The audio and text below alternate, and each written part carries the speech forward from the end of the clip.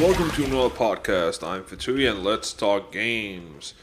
It's been a while. I was on another podcast, the Speak Gamers podcast, once, which went okay. But I'm back on my old stuff. I really need to get stuff made again. But I've actually reinstalled my whole computer because I had a little bit of problem actually upgrading to Service Pack 1, which actually works pretty well.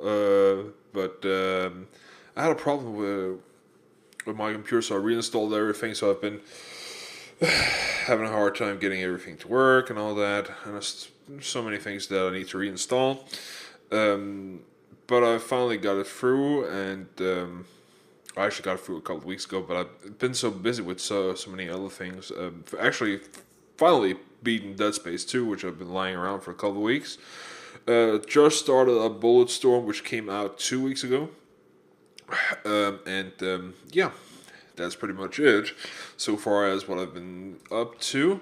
I'm behind content. I know I should be posting more content, but it's really for a 24 job making content, so you have to bear with me getting content. I will. There's some ups and downs depending on how much free time I have and how tired I am after I get home from work, but work's been busy, so yeah, that's why. Enough with stupid excuses. I'm back. Hope you're enjoying this podcast so far. A couple of new things is that let's check out what's actually coming out this week. I know that a lot of people are looking forward to Black and White, Pokemon Black and White, which is coming out, I think. It's actually out now. Came out 2 days ago. Came out this Sunday for the DS. So that's really great. I think today came out Dragon Age 2, which is of course a huge game. And another game that came out today was God Eater Burst for PSP. Major League Baseball 2011 is out. Tomorrow, if this is actually true, Prepared to Unfreeze is coming out. And rumors has it that Torchlight for Xbox 360 is hitting tomorrow also. So, yeah. Torchlight is a great game. Definitely check that out if you haven't got it on Steam. 360 is going to get it. And hopefully PlayStation in a coming future. Anyways, March is pretty much not that exciting per se, at least what I'm interested in. There's not a lot of huge game here. The next game that I'm looking forward to is actually Duke Nukem Forever, which is coming out. Portal 2, of course, coming out April, but I think, yeah, early May is Duke Nukem Forever, and then we have LA Noire, we have Brink, The Witcher, The Witcher 2, World Combat is coming out April, but it's pretty not that huge games that are coming out for March, but yeah, Conduit, yeah, not that interesting to me, but it could be for some people, at least not from my point of view. There's not some AAA titles like I said, that's going to get huge attention, so people are probably going to save a little bit up to get some of the save a little bit of the money this month to get like LA Noire or getting in their pre-order for what's it called? Duke Nukem Forever, which is coming for standard edition and what's it called? The collector's edition, but I can't remember the word that they chose or the title they chose for it, but maybe I can look it up. Just give me a sec.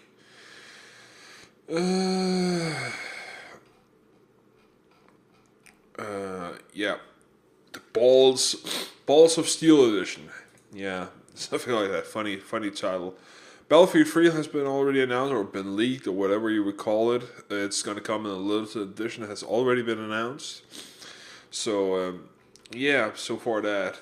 Of course, we already know Infamous 2 is coming out, a Hero Edition. I think I've talked about that in the previous episode. So, yeah, there's a little bit of while before at least you're going to see an unboxing video before me. That's probably going to be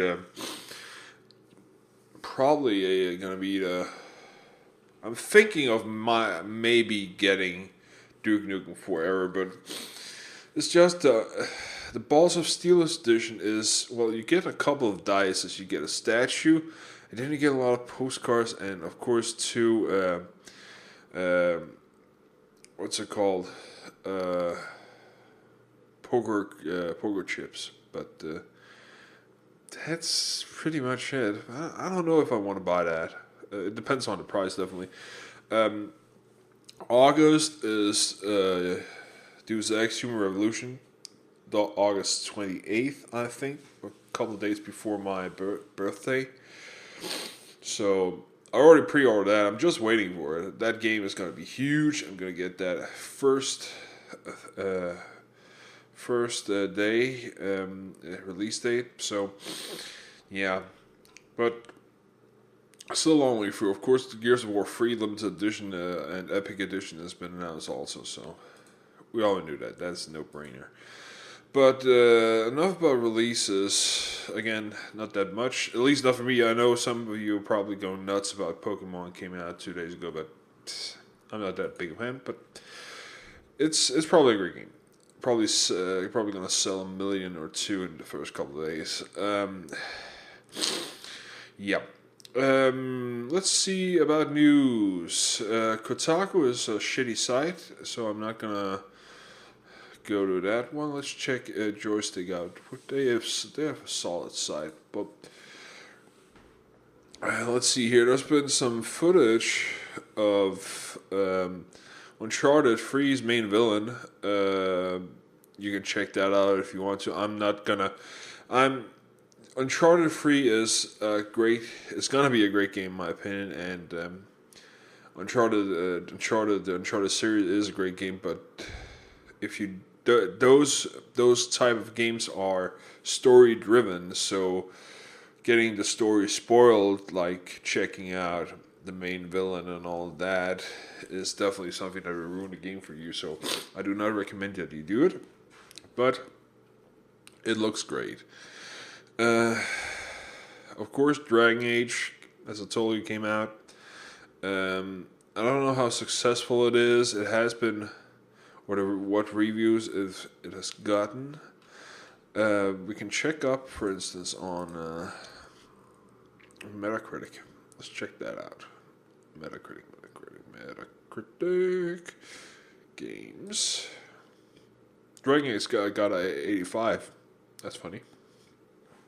I thought it would get at least a 90, but yeah, 85 so far. Let's see here. Ooh, damn, 5.2 from users. Not good. Looks like 2 users. One likes it, one doesn't. At least if it's been a couple, it could have been. But it looks like a lot of people like it so far. 85 is not bad. It's a great game, probably. I have the first one, the collector's edition. I got it on Steam on sale. Still haven't played it through yet. Another game that I need to pick up and play if I ever get the time. I'm almost more collecting games that I'm playing them, but it's just that when you have a full-time job, it's just so hard to actually get the time to play it. And some games, like, I really lose interest in some of them. It's been hard to get myself to play some games the last couple of weeks, but yeah, finally kicked myself in the butt and got myself playing. So let's see here. Let's see here. What else do we have? This is pretty low on news. Of course, the CryEngine 3 has been shown at a tech demo and at GDC. It looks great. It is the most advanced engine that you can get your hands on. It probably takes a bunch of load out of your computer, but I'm really impressed by it. Crisis. Crisis. Is this Crisis 2 or is it Crisis 3? I can't remember. The new Crisis game came out a couple weeks ago. No, it's actually not out yet, but the multiplayer demo came out, and actually Rust made a video of it, and I actually watched it. And to me, I haven't played it. I played the first Crisis, and I played through it. I never played Warheads, and I never got my attention back on it because, well, Crisis 1 was pretty much a bitch to run on your computer at that time. Crisis Warheads to really tweak the engine, so it actually ran better on lower computers than the first one. So yeah, they improved a lot of stuff on that. But anyways, to me, it's just like it's taking a lot of. To me, it looks like it's taking a lot of from shooters like Halo, like Killzone, and just trying to do the same thing over again and getting on that success rate instead of trying to do something unique and something by itself, creating something new, or at least something that categorizes it as its own. That's why I think it looks pretty boring, but that's just me. So 3DS came out in Japan, and of course it's got sold out instantly. The 400,000 units that were available at launch, I think, and we were seeing a lot about that. But what I'm actually a little bit interested in talking about, I don't know if some of you actually know that game trailers have some small topic related what's it called shows, or a show called the bonus round. The bonus round is pretty much where you take topics up and go through them with guests like Michael Pachter and other people from the from the business, the gaming business, and analytics and stuff like that, and of course reviewers and stuff and try to get their views on it. But actually, the last one is where it's pretty interesting. We have it's a whole brand new panel. It's Jade Raymond. If you remember her from, actually, you didn't see her in the press after Assassin's Creed 1 because of the whole there was a funny but a little obscure cartoon made of her when Assassin's Creed 1 came out, and that's probably why she didn't come so much in the spotlight. But she's actually a little bit back, especially after Brotherhood, the big success of Brotherhood, and that. So I was excited to see that she actually came into battle because she's actually pretty bright. Mike Capps from Epic and John Haidt from Sony are on this panel. The panel itself has a topic straight from the top. It's called just a stupid title, but anyways, they are talking about this first episode, how to make a AAA title and what goes into it and the cost and all the things on that, and it's actually pretty interesting. I like that that Sony, at least John Haidt, that he's one of the guys that is behind of the big.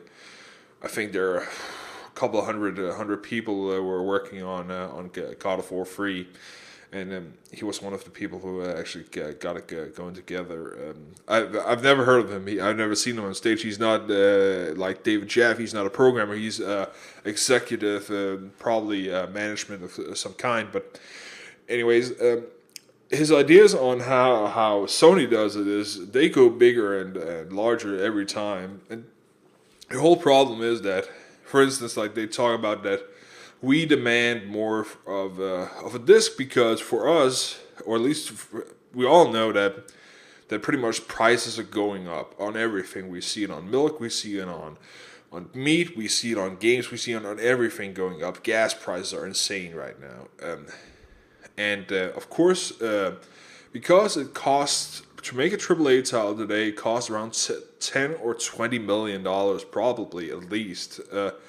You see, Red Dead Redemption cost $100 million, they say, and to earn that back, where at least.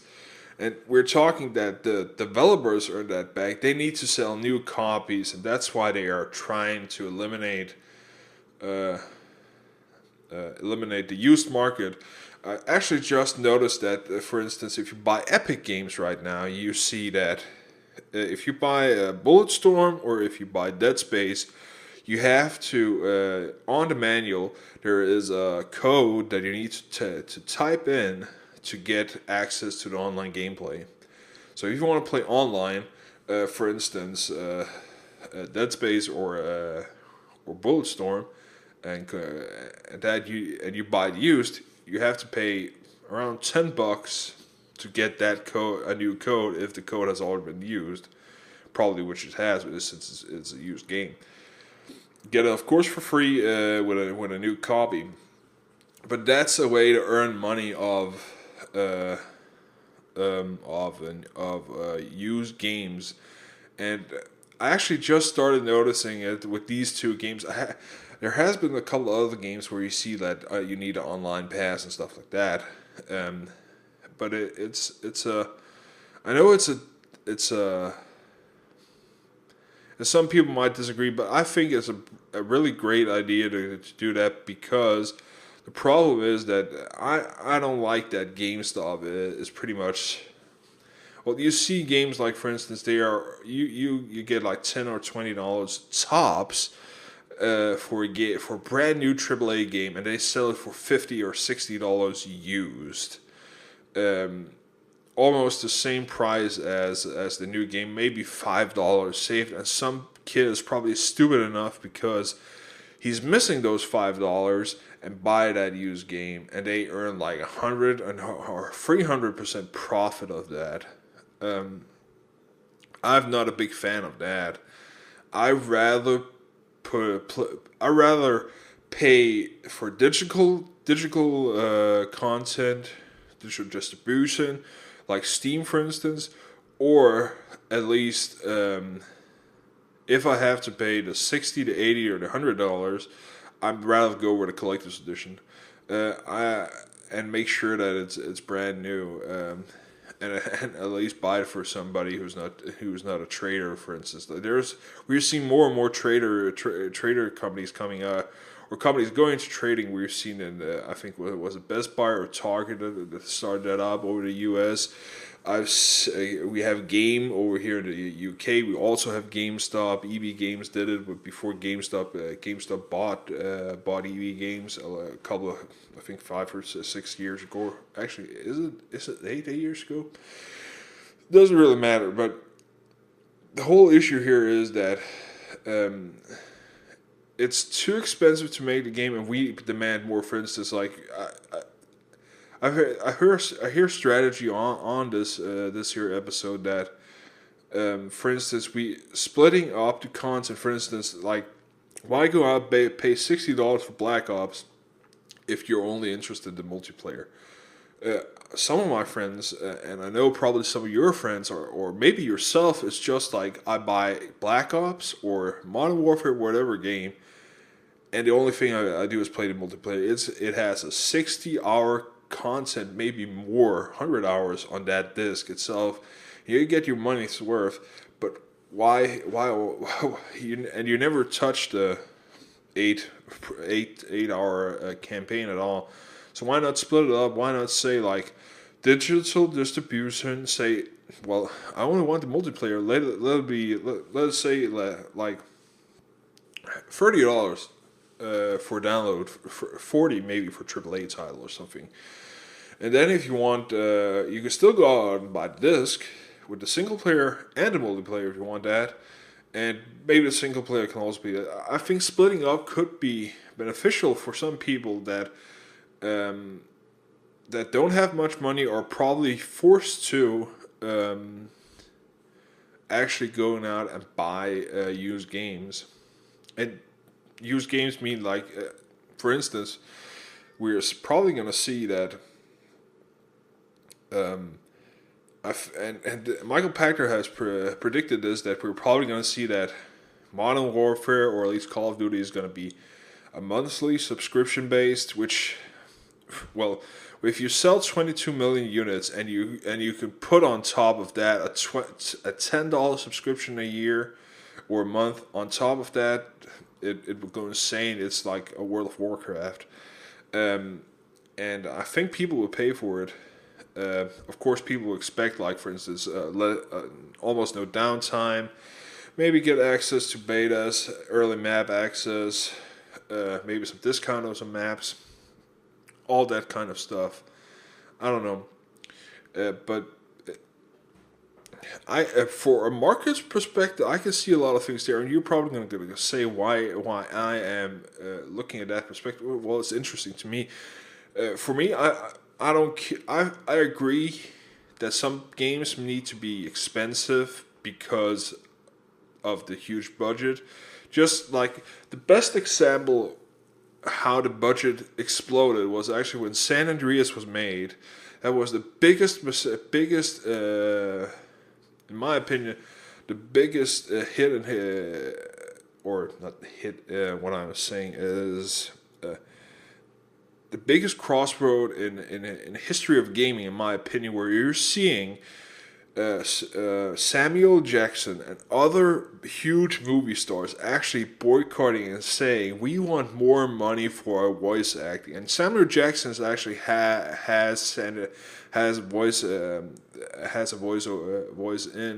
San Andreas, and San Andreas was really expensive. It made a huge amount of money, but the price went up on that, and the problem is from that, it was just too expensive to get high quality AAA actors like Samuel Jackson, Nicolas Cage, and whatnot.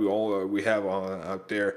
That's why you're seeing from now in Rockstar's after San Andreas, for instance, Gran Turismo or Grand Theft Auto 4. You're seeing in Red Dead Redemption, unknown actors. They're cheaper and they're easier to work with. They're like me. It's a job. You want to make money. That was probably. I remember that. I remember the headlines on some of the newspapers or some of the gaming sites on that. That's also interesting, seeing that actors like Samuel Jackson could made such a, well, in my opinion, such an ass out of himself. He hasn't made a lot of good moves after that, anyways. But. And the funny thing is, you're seeing, for instance, like Martin Sheen starting up in Mass Effect 2, huge role in that. Great voice acting, and that of course also cost a lot of money. But you're seeing fewer and fewer high quality. I don't want to say high quality actors, but I think some of the unknown actors, like for instance, if you take the guy who actually voices Marty McFly in Back to the Future, or you take the guy from that voiced Nico in Grand Theft Auto, or Red Dead Redemption, voice acting is perfect. You couldn't get an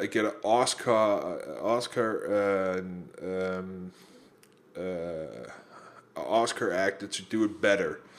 It's just like high quality means they're celebrities like Martin Sheen. You're seeing Nicolas Cage and all that. That's Samuel Jackson. You're seeing Charlie Sheen, who's probably not going to get a job in a long time with how he's going right now. But anyways, you know what I'm talking about. Funny thing is that getting smaller actors, you can get them to perform probably a lot better and all that. That's what we're seeing right now. I'm always excited. I don't know the cast of L.A. Noire, but it looks great. The face recognition is great. Great game, but what was where did I come from? But it's the price. The price is just too high to make games these days. That's why we're seeing, for instance, they also talk about like going out new IPs. It's just like if you can make a Modern Warfare or Black Ops 2 and get 30 million this time, maybe, or 22. Why not do it? And that's why we're seeing less and less IPs. I'm glad that we're seeing like Bulletstorm. We're seeing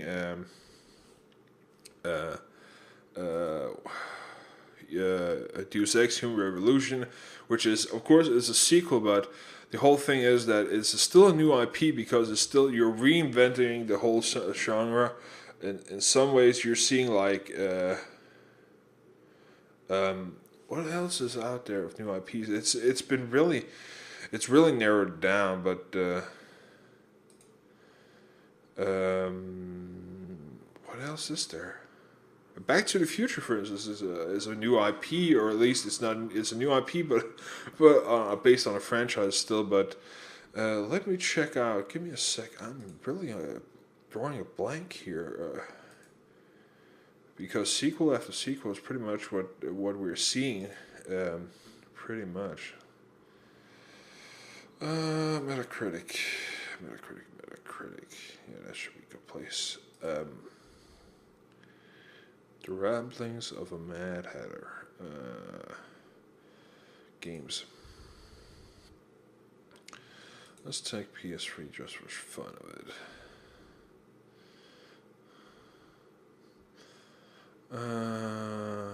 Stacking, for instance, which is you probably don't know what I'm talking about. Stacking is a new game of Double Fine, which made now I forget that title also. That's embarrassing. What's it called? The Jack Black game, which I have probably. Oh, God damn it! Can't remember it all. But you know it. It was a great game also, but didn't sell well because it's small. It's a minority that actually want to play these types of games. Where actually know the creator of Double Fine, but that's why we're seeing indie developer grow so much that we're seeing all the risks are taken by indie developer. We're seeing like Super Meat Boy, which is a great game. Probably one of the best platformers out there right now, and old school platforms also. And we're seeing oh God, why am I drawing a blank here? I should be actually being able to actually naming these games here. I should get a list here. Give me a sec. Like Flower, for instance, which actually I think it's gonna get a sequel soon. Magic Cat, for instance, yeah. So there are tons of games out there, smaller games like Rage, for instance, is a huge new big title, but that's because it's probably gonna sell a shitload because of Carmack is behind it and all that. It has a triple A person behind it. Saying like an unknown person saying like, oh, well, I want to make God of War 5. You're not going to get the funding is also a crucial thing that they're talking about. I think it's interesting to hear about actually, or at least excuses or speculations why prices are going up, like why we're seeing like, well, I remember still where actually before it was $60 or around $50 or $40 for a game, and now it's $60 and up to $100 and $150 for actually putting out, depending on if you want a standard edition, a special edition, or a collector's edition, or something totally different, an ultimate edition. We're talking about $60 to $150, maybe up to $200 pretty much almost the price of a console we're paying for a game. And the funny thing is that if you're actually looking at it, I'm not going to defend it. I'm a geek. I love collecting stuff, and that's why I'm putting out a shitload of money for collector's edition. And I think unboxing is also fun.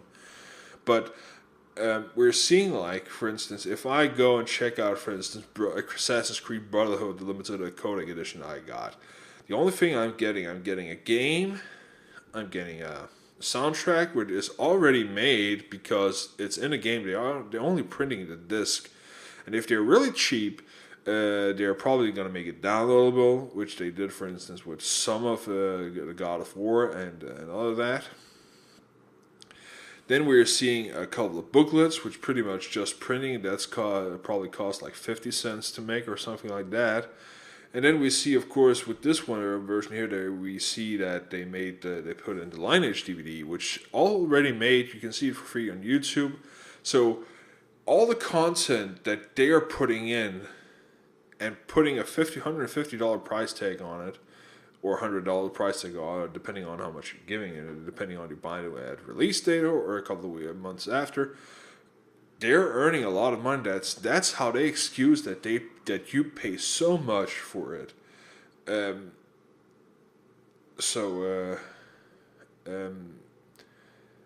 I think it's interesting to see that, and it's not going to go down. I can only speculate going up. The only way it's going to go down is that probably somebody's got a crack, or people are stop buying games because of digital distribution is going to take over, which is probably not going to be for, well, some speculate. Well, we saw it with the PSP Go, which I really loved the system. When I want a game, I can just click on it, download it 10 minutes after I had the game. Didn't have to go out and buy it at GameStop or whatnot, or wait for it to get in stock or something like that. And the other thing is that, for instance, in my country and probably some of your other European games are harder to get our hands on. For instance, I have to drive at least 15 minutes to get to one game store, and that's GameStop, and they're probably not going to have the game because it's so small. In US, you can pretty much go at 3 o'clock at night, and there's probably a 24/7 game store somewhere. So for your people, it's a lot harder to go out and buy games. That's why digital distribution probably will work a lot better in Europe than the US. But the concept with the PSP Go was just like, not everything was available. For instance, we were still missing Crisis Core from Square Enix on the system, which has been out since 2007, I think. Or 7 or 6, I think 7. But anyways, check that episode out. You heard me rambling for about a half hour now about this, and I think you should check it out and stay tuned. It's a really interesting episode in my opinion. I know Jeff Keighley is a stupid host, but just ignore what he's saying and try to listen to some of the other guys, because actually they're saying some interesting stuff this time. The other couple of bonus rounds, especially, it's actually a pretty good show. But the only problem is that some people from there are pretty much either don't care or are just focused on one specific thing instead of actually debating. A guy that I like, Packer, is an analyst. He predicts a lot of crap.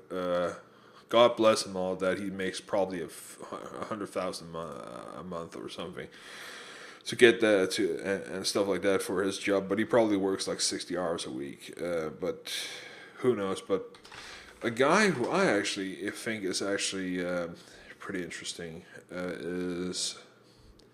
is Garrett Lee from Shaq News. He's actually I won't say pro PlayStation, and he's not pro anything. He favors the PlayStation something, but he actually debates the stuff a little bit more. Michael McWhorf from Kotaku, which is he's the only thing he gets excited about are specific games that he likes. The rest of him could pretty much doesn't care, and he doesn't pretty much say anything. He's a really, really bad choice in my opinion. But anyways, if you see Garnet Lee, and Pachter, and Ingai Cole on a show, these three together, they're actually getting interesting. But this panel here for the last one, definitely interesting. Check that out. And it's in L.A. or it's not L.A. Las Vegas, and it's recorded from DICE 2011. So check that shit out. Gosh, there's really not that much to say anymore, but yeah.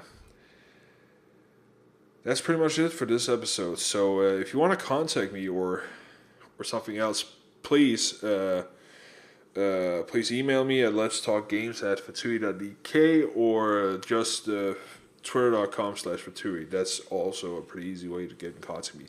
But the really best way is I want to see some comments on all this. Comments are really something. Just if you don't like the show, I don't care.